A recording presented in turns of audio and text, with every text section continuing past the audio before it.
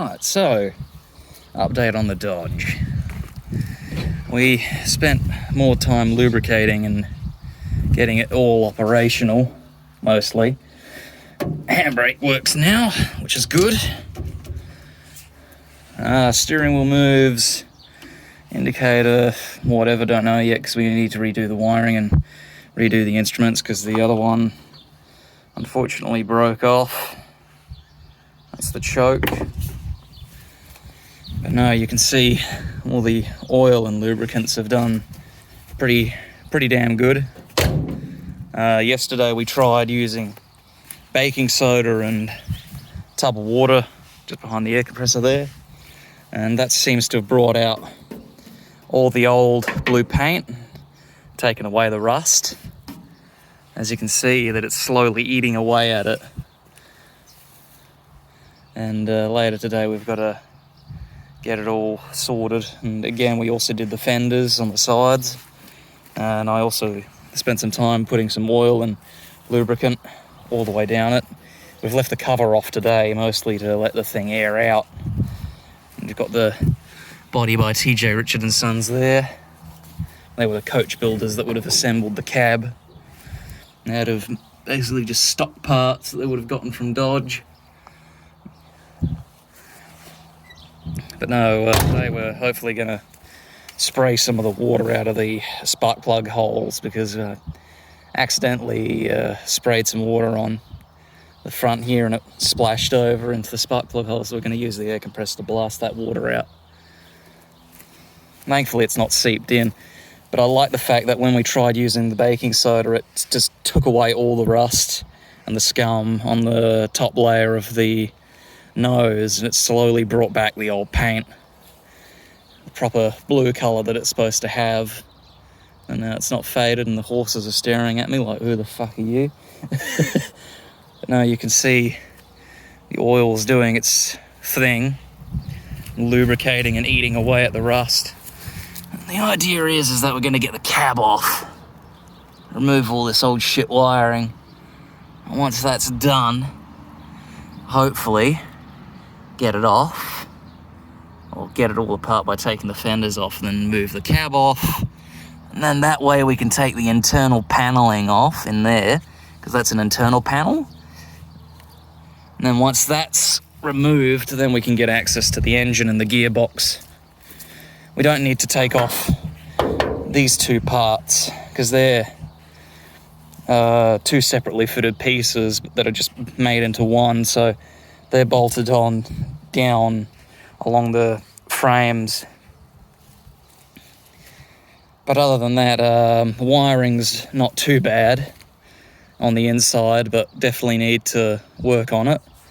I'll just put my phone down real quick out of the sun.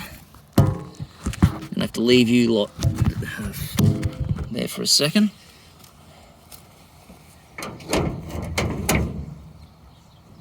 Oh, it's hot. Ow.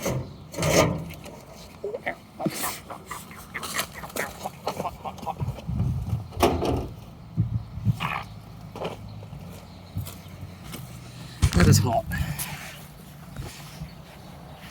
You can see, most of it's evaporated because of the heat. Okay, well that's good. That means we just need to clean air blast everything.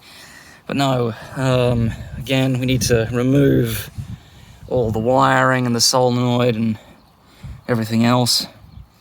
And then once we've removed the internal panels, we can then get access to the engine block and remove it and remove all the piping, because you can see that's the fuel filter down there. And because these things were designed off of the American, opposite hand drive, a lot of the Dodge trucks when they first came here were fitted for, basically left-hand drive, or right-hand, or whatever you want to call it. That was a real pain, because normally the fuel line would run the opposite side and not all the way around. So when the Australian or UK manufacturers got their hands on them, they basically had the fuel line running all the way around the engine block. to run into the carburetor, which is just a devilish way of doing it. And you can see this line here, this is the return line, or whatever it is, and that comes out from the distributor over that way, and then comes into the carburetor, probably for lubrication because of the oil bath filter. But no, this is a T118G engine block. It's the larger of the sort of family, because it's the 25.5 inch block instead of being the 23.25 inch block that the American market's used to. Only the Canadian export models had these types of engines. Essentially, what happened is that the Canadian manufacturers thought the American engine was too small, so they upped the size of it for better cooling, if I remember correctly.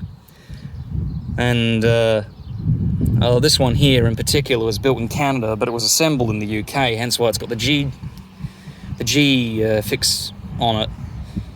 And that's essentially what's the story there is. Must have been, assembled in the UK and then shipped out here, because it's very weird, this truck. You've got a cab that's essentially an Australian-made cab, because it's not an American one. If it was the American or Canadian one, you'd be able to open the window outwards, like, sort of, but this one's fixed in place and you can't move it, which is very odd. But again, that's what happens when you get your cab built by an Australian manufacturer, because what you could do as a third party is you could order the parts from Canada or America and then have them brought out here and then build everything else yourself. It's very fascinating.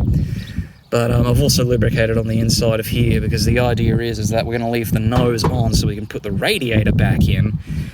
But I do need to get a new support, because one of the screw holes down there is completely just gone. As you can see, they've got these nuts sort of welded onto them that, you screw the nuts into. I have to make sure when I put it all back together again, I'm going to use some standard metric bolts or something like that nature, because again, a lot of the nuts and bolts on this thing are just mix match. Doesn't make any sense at all. And again, we need a new sort of hinge for the two hood halves, because the original one that I had just snapped in half long ways. That was a right pain in the ass. Did end up cleaning the windows. They're all nice and clean now, so that's good. I do like the fact that the carburetor still says that it's been made in Detroit. It's pretty good, Chrysler Corp. But no, it turns over, which is good. It's got compression, which is also good. Other than that, we still haven't fired it on its own yet, because I do really want to redo the wiring in here. Once that's done, get a new band for it, new pump. But again, there's a bolt that's stuck in, because there's 3 bolts for the water pump. One of the bolts, just a little bit of it, about that much, is stuck in the engine block, and we need to tap it out. And then we also need to probably get a new engine head, because that's what it looks like in there. It's not too good. I mean, it's surface rust, but I'd prefer if we got something that was a little bit more clean. And again, the oil seems to have eaten at the rust where the bolts are, which is good. That might be my uncle coming back, I don't know. No, minivan. Uncle's gone off to go get some WD-40. We're gonna scrape, or not scrape, put a nice coat of oil where we put the baking soda on, because the problem is that once you remove the rust, is that you can always have that rust come back, and that's not necessarily a good thing. You can see that the bicarb's done a little bit too well, in that it's actually melted some of the paint, which is not great either. But then again, we do plan on sanding it back anyway, so it's not that big of a hassle. But at the moment, we don't want it rusting too much more. Other than that, there's not much else to it. That's the update for now. It's getting there. Still got some tread on the tyres too, which is pretty amazing. Suspension still all works, which is all good. But yeah, the main problem is it needs to be blasted and cleaned, or, you know, properly cleaned essentially, and new parts here and there. Problem is that they come from the US and they're bloody expensive. But I do need a new back for it. The back remnants are over there. You can see that little frame that's just there. That's what's left. Anyway, I'm going to go into the shade because the sun's killing me.